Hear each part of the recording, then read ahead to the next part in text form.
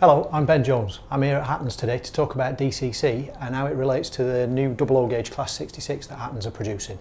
I'm with Mick Bryan, who's a long-standing modern image modeller and DCC user. Hello Mick. Hi Ben, good to meet you. Can you tell us a little bit about this Class 66 and what it offers in terms of DCC functions, particularly starting with the lights? Well, DCC has the ability to control lights. Depending on which decoder is fitted into it, will depend how many lights you can operate at one time. But what Hattons have got here is a loco that will work on 4 functions, which is the basic decoder, but then we'll have switches that you can do day lighting, headlights, night lights, etc. Then when you fit the 6th function and then the sound decoders, it will give you far more functionality with the lights. So it's very much a lot of play value to it, and there's been a lot of thought gone into it. Right, and you can tailor those functions to your own requirements, can you? Of course, yes. There will be some switches inside that means you can set it so you can turn the tail lights off. So if you're not hauling a train, hauling a train with 4 functions, but then when you're on 6 functions and 10 functions, you can turn those lights on and off with your keypad.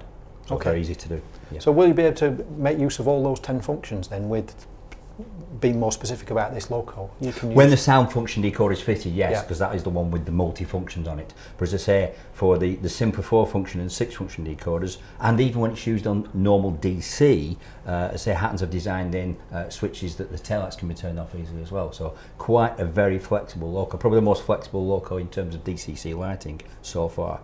Okay, and can you tailor things like the brightness of the lights and things like that? It can be done with DCC, yes. There is a setting where you can alter the brightness. I can't remember the exact CV number, but it is in there, so you can turn them down a little bit. You can't turn them down individually, but you turn them down as a group if you need to. Okay. Is there anything else we haven't talked about with regard to lighting functions that's specific to this loco, to the Class 66? Well, it's fitted with marker lights, a day headlight, a night headlight and tail lights. Now some locos in the past have had the ability to switch a couple of these out, but this has the ability to switch them all on or off depending on which decoder is fitted. Okay, and you can even go to yard mode with no headlights on at all. Okay, so just to explain the difference between the day and night settings, what does that mean? On the modern stock these days, there's a bright headlight on one side, bright headlight on the other, and they are generally used as a daylight and a night light as well. It's more to not blind drivers coming the other way. There are other reasons why they do actually have the 2 headlights on the front, but we'll go into that another time. Being more specific about the Hattons Class 66, are there any other functions that it has with regard to things like cab lights, tail lights, that we might not have seen before? Well, certainly on the multifunction decoder, the sound version will have switchable cab lights. It will have yard mode, so you can just put the mark lights on at either end. It will have parking as well, so just red lights on at both ends. Train mode, where red lights are off when you're hauling a train. So yeah, quite flexible, very flexible in use. So anything that's on the real thing you can do with pretty this? Much, yes. Okay. Yes. Okay. And then more generally about decoders, what other functions do modern decoders of this sort offer?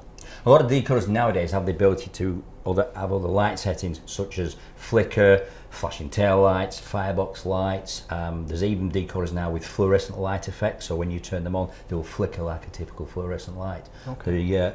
The decoder world is developing quite rapidly when it comes to lighting functions, yes. Right, and where else could it go, do you think? What sort of other things do you think we could expect to see in the future, or that these decoders might be able to handle? It does depend on how many outputs there are on them. There is a limitation, the decoder is only so large, but you put more decoder, you could put another decoder on and put all these functions in it. You could have, I don't know, you could have engine room lighting.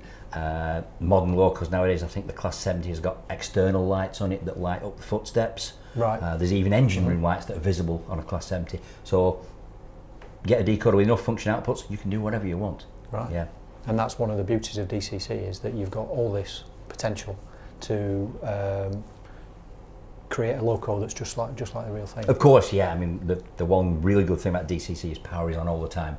Yep. You've got that control, you've got that power, lights on all the time, and that's what brought me into DCC and the modern image scene, with everything being well lit up.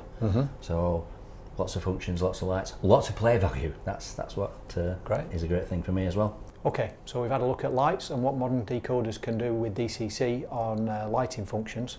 Let's talk about other aspects now, starting with motor control. Motor control on a decoder. A lot of people fit a DCC decoder. They will simply change the address. They'll give it the number they want to give it, and away they go. They'll use the lights. They'll use the sound. That's it. But what can be done with the locomotives is you can set CVs, configuration variables. They're quite easy to do. Done on most handsets without any problem whatsoever. And you can change the acceleration, deceleration rates, for example. So you represent, is it a heavy freight loco? Is it a light engine? So quite easy to do. There are lots of tutorials out there. Doesn't take much playing around. And again, it brings more life to the loco. It starts to act like the real thing. Is it, in terms of once you've made those settings, do you need to drive it like you would a real loco? Almost? Oh yes, of course. If you've got the inertia set quite high, so if you've got a high deceleration rate, you could begin to slow it down, and it might not slow down for a few meters, such as a heavy freight would do. Obviously, that's a few thousand meters, obviously. So you've got to be careful how you're driving it, but you say it does make it much more realistic. You can also set the speeds of the locos as well. So for example, if you want to double head locos, it's not difficult to set the top speed to match. So you can set a maximum speed? Yes, absolutely. Same right. Again. So you could say set the class 66 to a representative 75 miles an hour, whereas your high-speed train is going to be doing a scale 125 miles per hour. Yes, not difficult to do at all. Okay, and what about, obviously a lot of modelers want to run very slowly when on diesel depots or in yards and things like that, or when they're shunting. Does it give you finer motor control so that you can get right down to very slow movement? One big advantage of DCC, the power is on the track all the time. So you're not going to get that little bit of stalling that you get with sometimes with DC, because that's only a run at a few volts, whereas DCC is running at 15, 16, 17 volts typically. So the power is on all the time. So you're getting that power pickup, the decoder reads that and passes on that to the motor. So yes, you can get some very good fine control. As long as you keep your track clean. As long as you keep your track clean, keep your wheels clean. Yep. And one thing a lot of people forget is actually pickups. Right. They're hidden out the way. Are the pickups actually touching the backs of the wheels? But that's not just for DCC.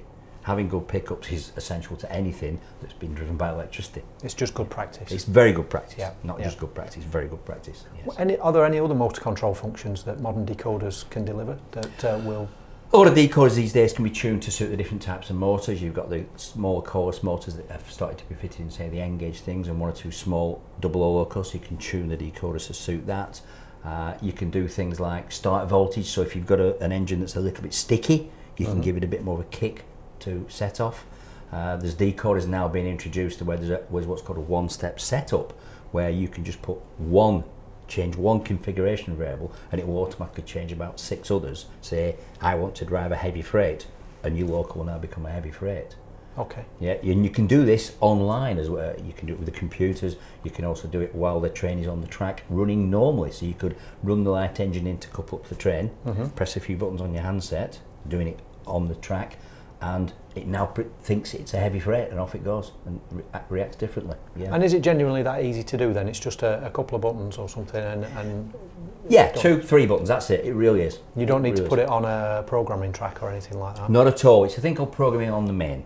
Program on the main. It's not used by a lot of people, but it is there, and a lot of decoders do it. Yes, it's very easy to do. And should you get things wrong, they've all got a decoder reset.